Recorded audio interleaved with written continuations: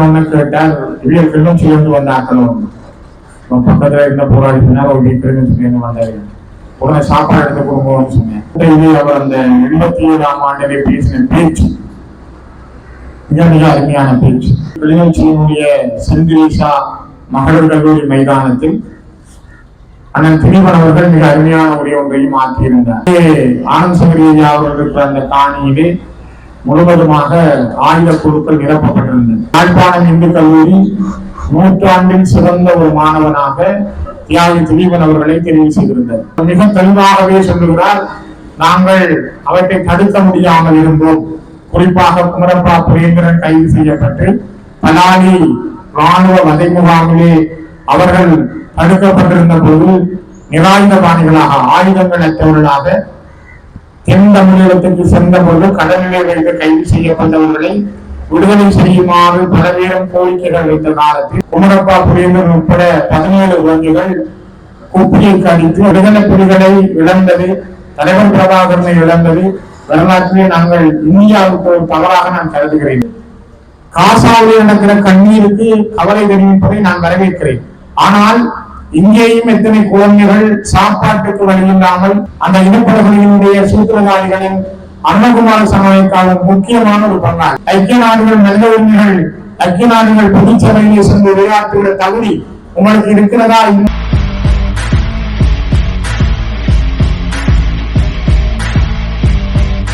அவர் ஒரு மோட்டார் சைக்கிள்ல வந்து இறங்கினார். கையிலே ஒரு ஓக்கி பாக்கெட் தான் பொருவி இருந்தது. வந்து இறங்கினோன்னு கேட்டால் இவர்களும் சேர்ந்து வந்த ஆக்கணும்.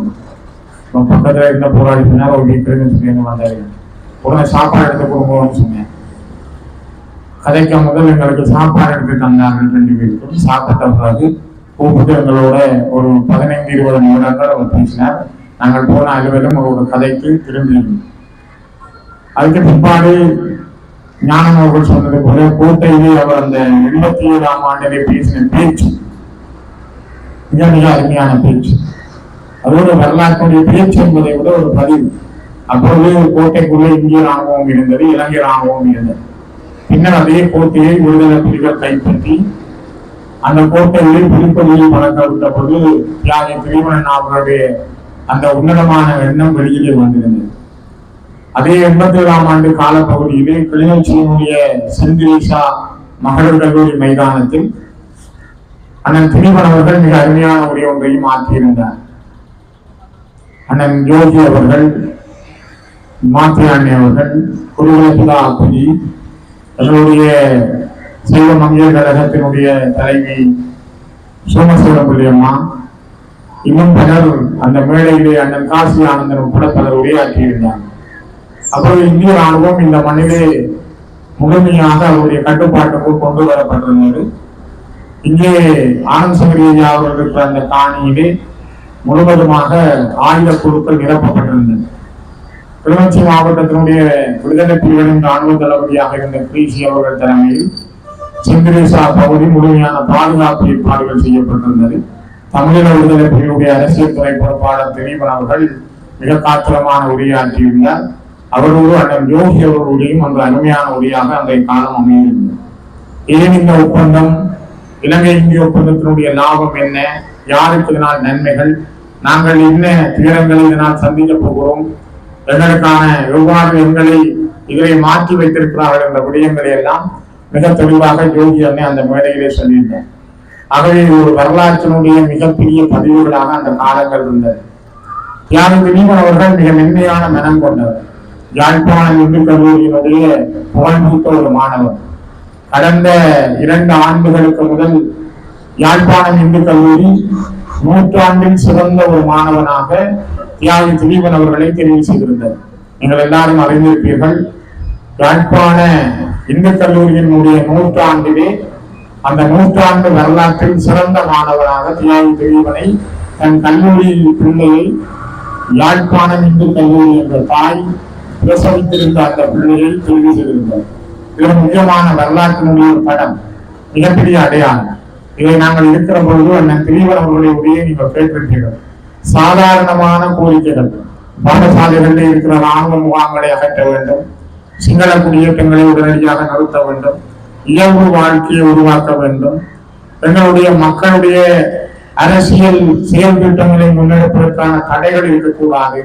இந்த சாதாரண கோரிக்கைகளை முன்வைத்து தொடர்ந்து 12 நாட்கள் உண்ணாவிரதம் இருந்த பொழுது அந்த நேரம் இந்தியாவுடைய தூதுவராக இருந்த டிக்சித் போன்றவர்களுடைய அசண்டையாலும் அவர்களுடைய மமதையாலும் நான் என்னுடைய அண்ணன் திலீபன் அவர்களுடைய மரணம் சம்பவிப்பதற்கு காரணமாக இருந்தது.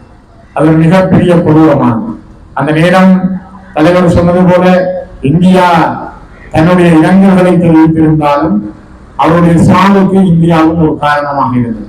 அமைதி காக்கும் படையாக இந்த மண்ணுக்கு வந்த இந்தியா அந்த திலீபனுடைய மரணத்தை தடுத்திருக்க வேண்டிய பொறுப்பு அவர்களிடம் இருந்தது.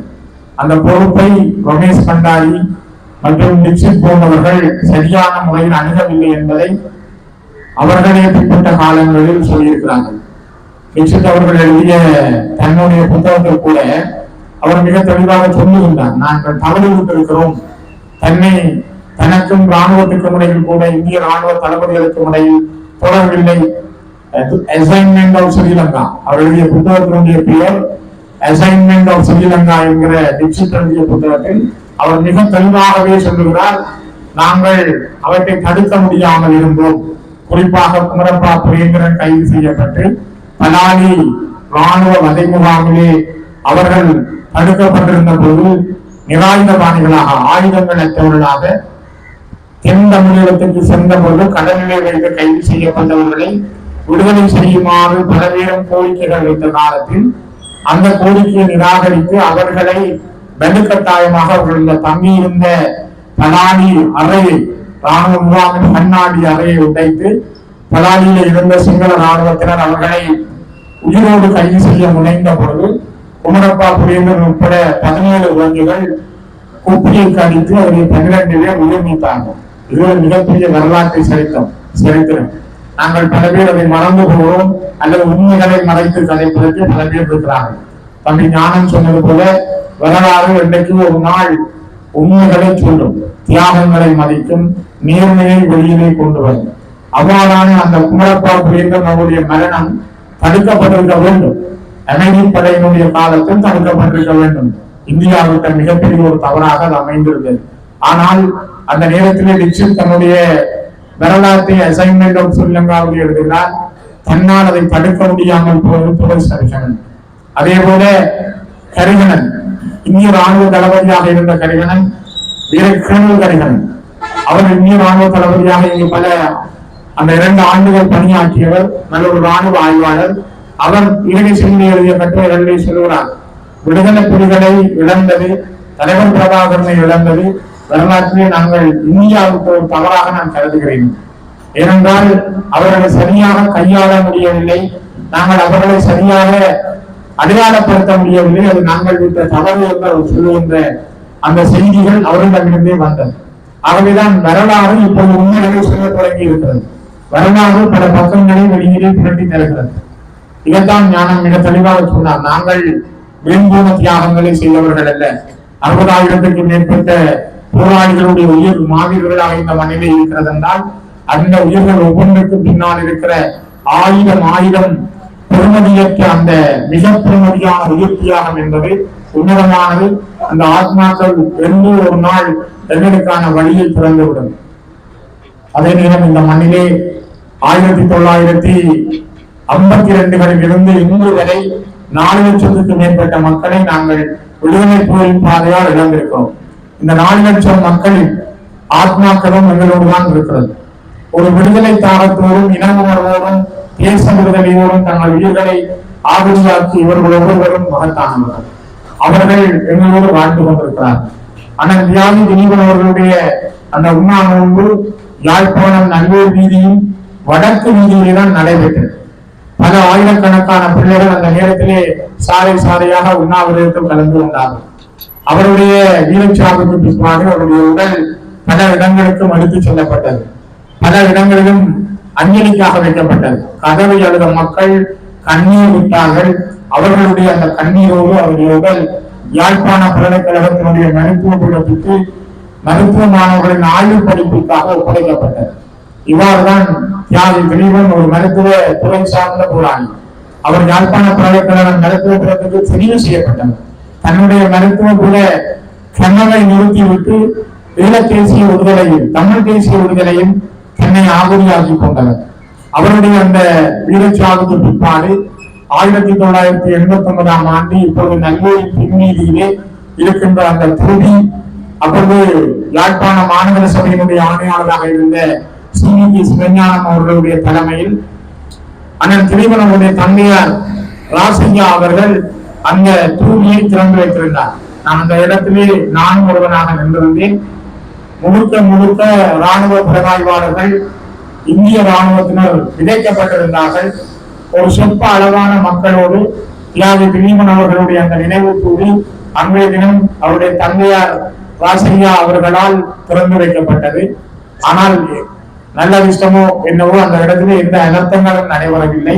அந்த தூணி திறக்கப்பட்ட பின்னர் வந்த இலங்கை இராணுவத்தினால் அது அடிக்கடி உடைத்து தகர்க்கப்பட்டது. இந்த 2010ஆம் ஆண்டுக்கு பிறகு நான் பாராளுமன்ற உறுப்பினராக வந்த பிற்பாடு நான் முதலாவதாக அந்த தூணியை திருத்துவதற்காக என்னுடைய பன்முகப்படுத்தப்பட்ட நிதியை கூட நான் பணத்தை ஒதுக்கீடு செய்திருக்கேன். முதலாவது ஆளாக அந்த ஒதுக்கீட்டினை அது முதலிலே திருத்தம் செய்வதற்கு இழுபட்டு பிறகு மாகாண சபை பொறுப்பெடுத்த காலத்திலே அது திருத்தம் செய்யப்பட்டது. இப்பொழுதும் அது நல்லூரின் பின்னீதியிலே என்று அது வணக்கத்துக்குரிய விதமாக அது இருக்கிறது. ஆகவே நல்லூர் என்பது அண்ணன் திலீபனுடைய ஆத்மா விழாவுகின்ற இடம். அது எங்களுக்காக 12 நாட்கள் 265 மணித்தியாலங்கள் அந்த மண்ணிலே இருந்து தியாகம் செய்த இடம் மிகவும் உன்னதமானது. ஆனால் இவ்வளவும் நடந்தும் இந்த மண்ணிலே காசாவில் நடந்த கொலைகளுக்காக அல்லது காசாவில் நடக்கின்ற மிகப்பெரிய மனித பீரவலங்களுக்காக நேற்று முன்தினம் ஐக்கிய நாடுகள் பொதுச்சபையிலே உரையாற்றிய இந்த நாட்டின் ஜனாதிபதி அனுரகுமார திசாநாயக்கா குரல் கொடுத்திருக்கிறார். ஆனால் இங்கே நடந்த யுத்தத்தின் பொழுது 40,000 இளைஞர்களை திரட்டி சந்திரிகா அரசாங்கத்திற்கும் மஹிந்த அரசாங்கத்திற்கும் வழங்கி தமிழ் மக்களை கொல்ல வேண்டும் என்றும் அவர்களை பட்டினி போட்டு சாகடிக்க வேண்டும் என்றும் அவர்களை பாதுகாப்பு வலயங்களுக்கு வாருங்கள் என்று சொல்லி அந்த பாதுகாப்பு வலயங்களில் பராஜ் குண்டுகளையும் கொத்தனை குண்டுகளையும் வீசி தங்களுடைய மக்களை கொலை செய்வதற்கு அந்த அரசாங்கமும் அனுபவமும் அவருடைய தோழர்களும் மிகப்பெரிய ஒத்துழைப்பு வழங்கியிருந்தார்கள் என்பது வரலாம். அதே அங்க இன்று காசாவில் நடக்கிற கண்ணீருக்கு கவலை தெரிவிப்பதை நான் வரவேற்கிறேன். ஆனால் இங்கேயும் எத்தனை குழந்தைகள் சாப்பாட்டுக்கு வழியில்லாமல், ஒரு நேர கஞ்சிக்கு வழியில்லாமல், தமிழர் புனர்வாழ்வு கழகம் காட்சி கொடுத்த கஞ்சிக்காக வரிசையில் இருந்தபோது பராஜ் குண்டுகளால் கொல்லப்பட்டார்கள். எத்தனை குழந்தை தன்னுடைய தாய் இழந்த நிலையிலும் அந்த தாயின் பாலுக்காக பாலூட்டி கொண்டிருந்த வரலாறுகள், எத்தனையோ குழந்தைகள் அறிவியலோடு பார்க்கப்பட்ட வரலாறுகள், எத்தனையோ பேர் கைவிடப்பட்டு வந்த காயங்களோடு கைவிடப்பட்ட வரலாறுகள் இந்த மண்ணிலே நடந்திருக்கிறது. 4,25,000 மக்கள் கூடி ஒரு வன்னியின் இராணுவ கட்டுப்பாட்டுக்கு இருந்தபோது கோட்டபாய பாதுகாப்பு செக்ரட்டரியாக இருந்தார், மகிந்த ஜனாதிபதியாக இருந்தார். அவர்கள் 75,000 பேர் தான் இருக்கிறார்கள். உணவளிப்பு எங்களுடைய மக்களை மிகவும் மோசமாக இனப்படுகொலை செய்தார்கள். அந்த இனப்படுகொலையினுடைய சூத்திரதாரிகளின் அருணகுமார சமயக்காலம் முக்கியமான ஒரு பங்காளி. ஆகவே நாம் ஒன்றை சொல்ல வேண்டும், நாங்கள் இன்னொருவருக்காக பரிதாபப்படுகிற பொழுது, பச்சாதாபப்படுகிற பொழுது, இந்த மண்ணிலே உன்னுடைய சகோதர இனம் தமிழ் பேசுகின்ற தமிழ் தேசிய இனத்தை கொண்டு விட்டு அந்த கொடூரமான இரத்தக்கரைகளோடு ஐக்கிய நாடுகள் நல்ல உரிமைகள் ஐக்கிய நாடுகள் பொதுச்சபையிலே சென்று விளையாட்டுகிற தகுதி உங்களுக்கு இருக்கிறதா இல்லையா என்பதை இந்த நாட்டினுடைய ஜனாதிபதி அருணகுமார சிந்திக்க வேண்டும், அவருடைய தோழர்கள் சிந்திக்க வேண்டும், அவருக்கு பின்னாலே நிற்கின்ற மக்கள் சிந்திக்க வேண்டும். ஆகவே அண்ணன் தியாகி திலீபனுடைய அந்த உன்னதமான எண்ணங்கள், எங்கள் மக்களுடைய நியாயமான கோரிக்கைகள், எங்களுடைய மக்கள் உயிர்த்தியாகம் செய்து இந்த மண்ணிலே போராடிய எண்ணங்கள் நிச்சயமாக எங்களுக்கு பலிக்கும். அதை நான் இருக்கலாம், இல்லாமல் போகலாம், தன்னை ஞானம் சொன்னது போல நாங்கள் இல்லாமல் போகலாம். ஆனால் வரலாறு கடந்தும் இந்த மண்ணிலே அந்த விடுதலை நீடிக்கும் பிறக்கும். அது இங்கு பேசிய குழந்தைகளை நீங்கள் பார்த்திருப்பீர்கள். இங்கே உரையாற்றிய கவிதை படித்த ஒவ்வொரு குழந்தைகளுடைய மனங்களிலும் அண்ணன் திலீபன் 1000